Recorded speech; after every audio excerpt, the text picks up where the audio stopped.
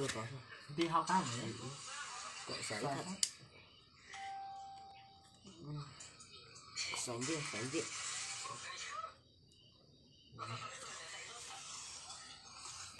Tôi đã lên cái này để đúng hơn này, rồi là đưa có cao thế này.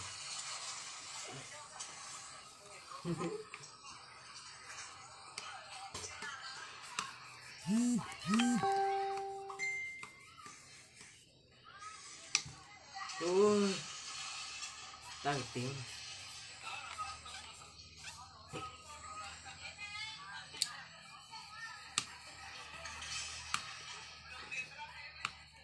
Yo tới các con chữ tài lò.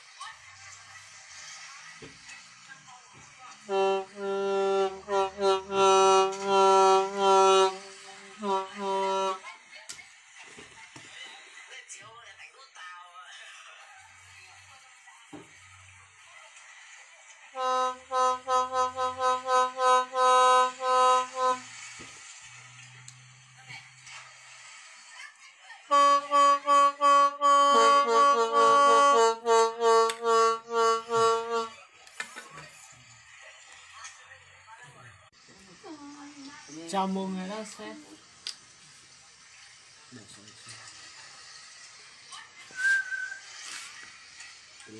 Chào mọi người đang xe nha.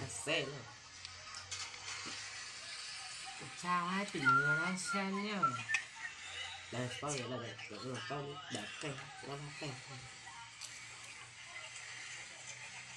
Nè.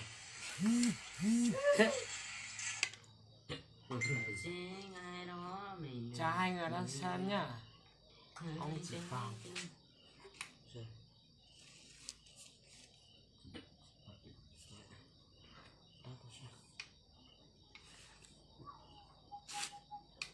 Mất mẹ gì.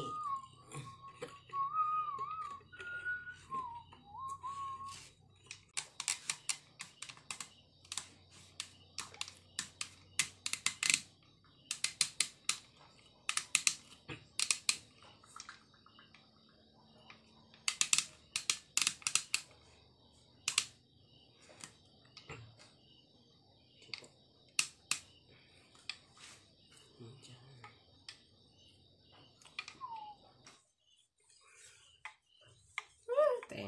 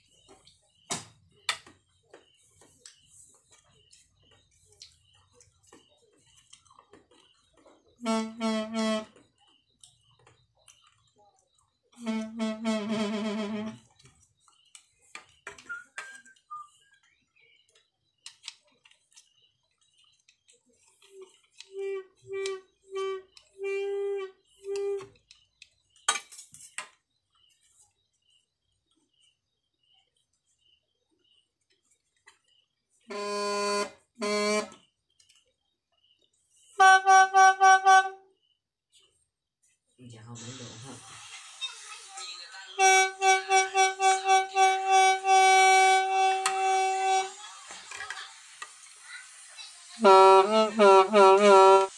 Nè tí.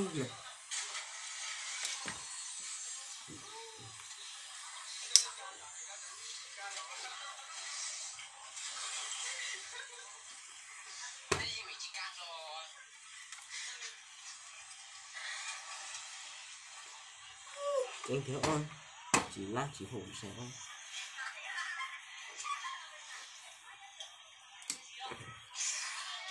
căng quá.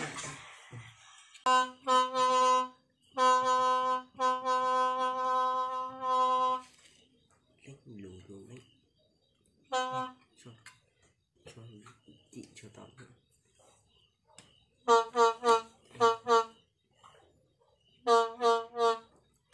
Điều đấy. Anh này cho khó. Trời. Ôi là đi. 1, 2, 3, 4. Bạn đi sợ.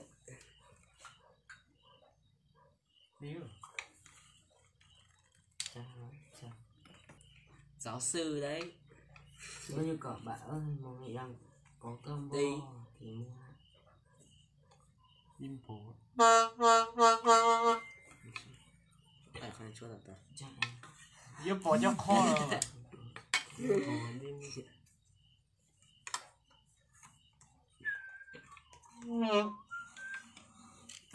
Tôi sẽ bỏ.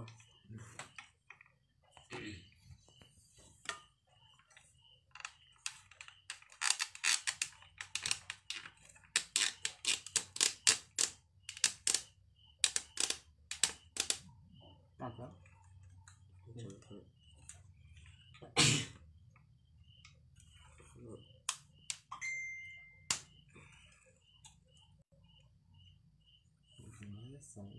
Bắt tôi làm đi.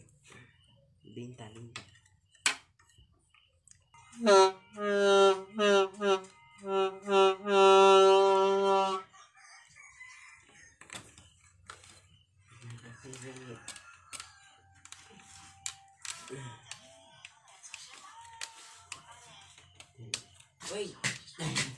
Ui.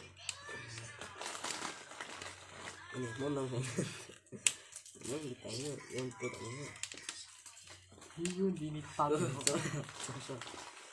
Tôi tẩy cho.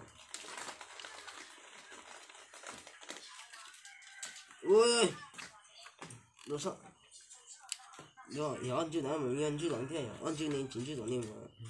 Ý tưởng như là tìm mấy sát à? Tìm hao là sao? Tìm sao? nào. Ok, tìm mà kèn tháo được. Quả thế thì nhỏ giải khó. Tao tè áo xì thế mà. Gì rằng Hát lại á. Chỉ tao lại thì vẫn là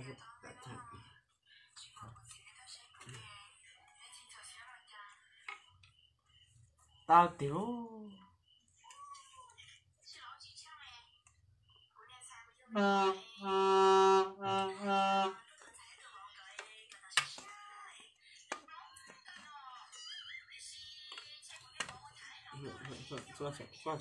Xoa.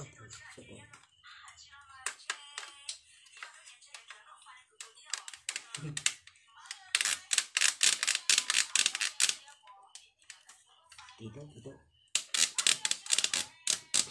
với lại nhân ra Là tao thì Tao.